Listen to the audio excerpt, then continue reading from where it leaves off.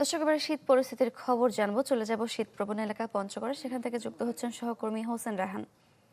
হোসেন, পঞ্চগড়ের শীত কেমন পড়ছে এবং এর প্রভাব জনজীবনে আমাদের জানাবেন।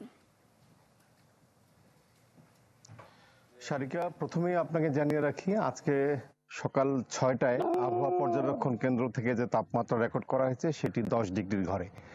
অর্থাৎ চূড়ান্ত তাপমাত্রা নির্ণয় করা হয় 9টার সময়, তখন হয়তো তাপমাত্রা আরও কমে যেতে পারে।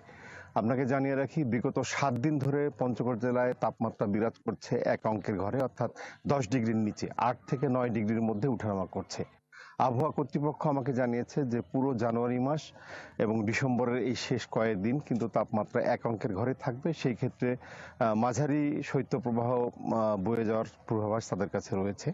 আপনি জানেন যে অব্যাহত শীতের কারণে বিগত 1 মাস ধরে পঞ্চগড় জেলার যে বিস্তীর্ণ অঞ্চল, এই অঞ্চলের যে নিম্নমুখী নিম্ন আয়ের মানুষ যারা, তারা কিন্তু মানবেত জীবনযাপন করছে। বিশেষ করে অভাবী মানুষ যারা কাজ করে খায়, দিনে আনে দিনে খায়, সেসব মানুষ কিন্তু একটা বিড়ম্বনার মধ্যে দিনকাল পার করছে। বিশেষ করে আপনি জানেন যে এখানে ভারী শিল্প কলকারখানা না থাকার কারণে নদীকেন্দ্রিক জীবনযাপন যেসব মানুষ করে এবং সমতল চা থেকে যারা জীবনযাপন করে, সেই সব মানুষ কিন্তু সীমাহীন কষ্টের মধ্যে রয়েছে।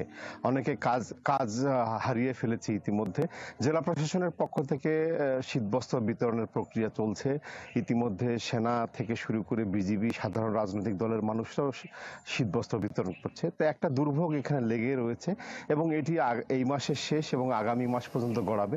তো সারিকা, এই ছিল পঞ্চগড় জেলার সার্বিক শীতের পরিস্থিতি আমার কাছে। হোসেন রাহান, আপনাকে ধন্যবাদ। দর্শক, পঞ্চগড় থেকে শীত পরিস্থিতির খবর জানছিলাম।